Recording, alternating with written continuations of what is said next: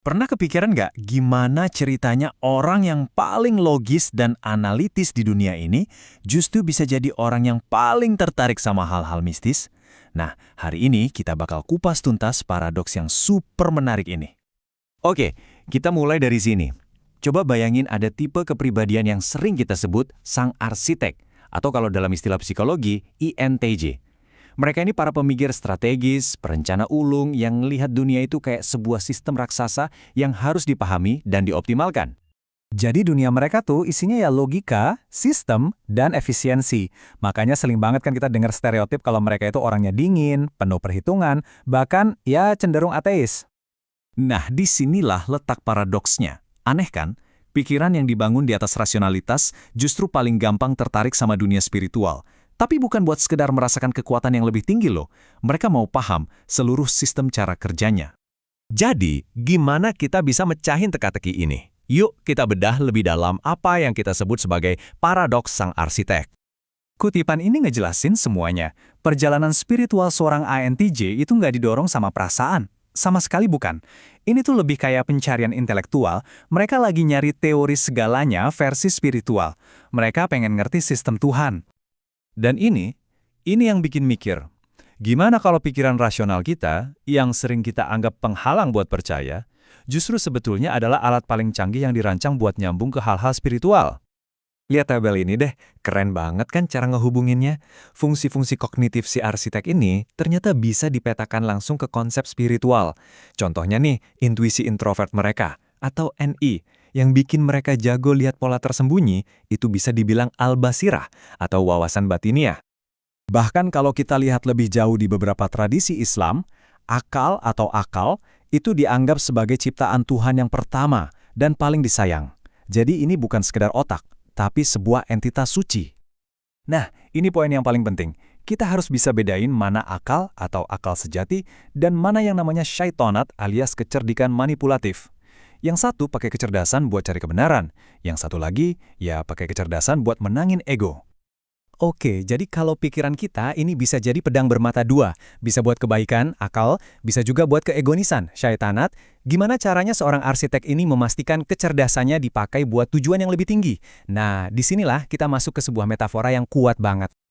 Ada metafora kuno yang pas banget buat ngegambarin proses ini, namanya menggiling matahari.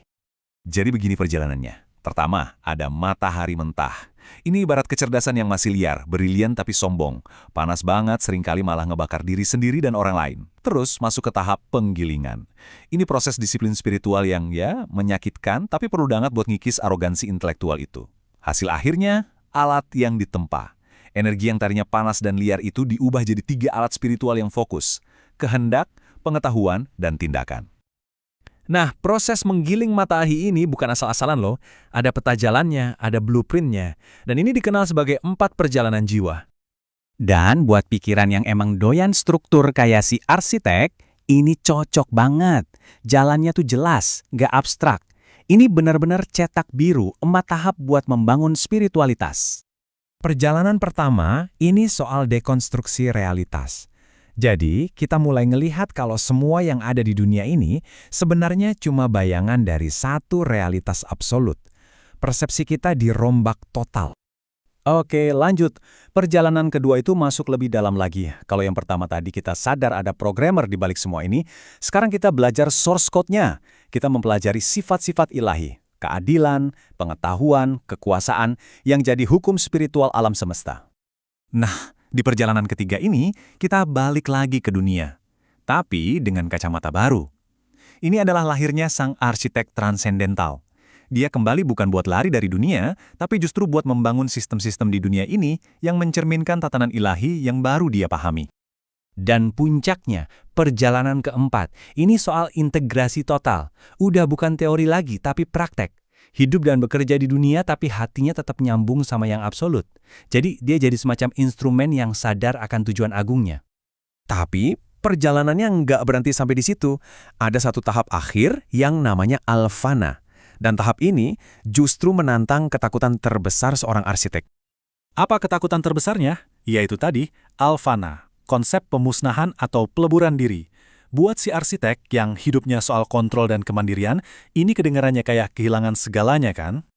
Tapi ternyata, ini bukan soal lenyap. Ini lebih ke upgrade level tertinggi. Ego kita itu jadi kayak jendela yang super bersih. Saking bersihnya, kita nggak lagi ngelihat kacanya, yang kita lihat cuma pemandangan di baliknya. Realitas yang sejati.